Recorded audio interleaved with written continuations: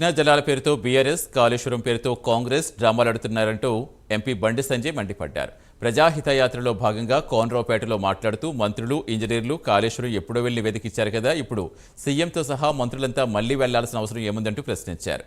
Kaleshwaram అక్రమాలపై CBI విచారణ ఎందుకు కోరటం లేదు, మేం కొట్లాడుతుంటే నిధులిస్తుంటే కాంగ్రెస్కు ఓట్లేయటం న్యాయమా అని అడిగారు.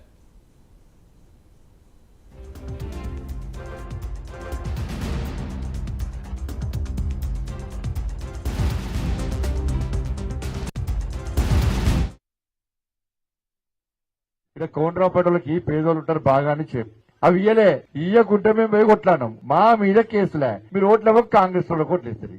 మీకు ఇన్ని కొట్లాడితే మీరేమో పెళ్లిలో పోతారు, మీ భార్య పిల్లలతో నీకు భర్తలతో పెళ్లిలో పోతారా, సినిమాలో పోతారు, గుళ్ళో పోతారు, గోపురాలో పోతారు, అటు ఇటు పోతారు.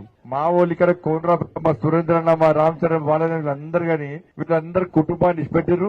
మీకోసం 5 సంవత్సరాలు కొట్లాడినాం అక్క, మేము 5 సంవత్సరాలు కొట్లాడినాం. మీరు నన్ను గెలిపించిన తర్వాత 150 రోజుల పాటు ఈ తెలంగాణ మొత్తం 1600 కిలోమీటర్లు ఎండాకాలంలో తిరిగినా, వర్షాకాలంలో తిరిగినా, చలికాలంలో ఎండనగా వాననక 1600 కిలోమీటర్లు తెలంగాణ మొత్తం 150 రోజుల పాటు తిరిగినా లేదా చూసినా టీవీలా.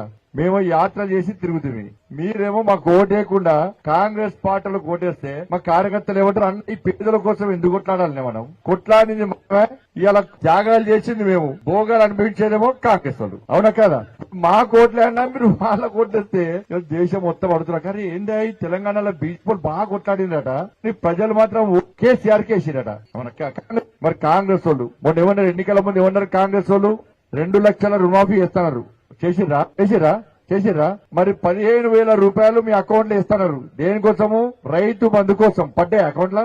మీ మహిళలందరికీ 2,500 రూపాయలు ఇస్తున్నారు. ఇచ్చిండ్రా? 500 రూపాయలకి గ్యాస్ సిలిండర్ అన్నారు. ఇచ్చిండ్రా? 200 యూనిట్లు కరెంటు ఫ్రీ అన్నారు.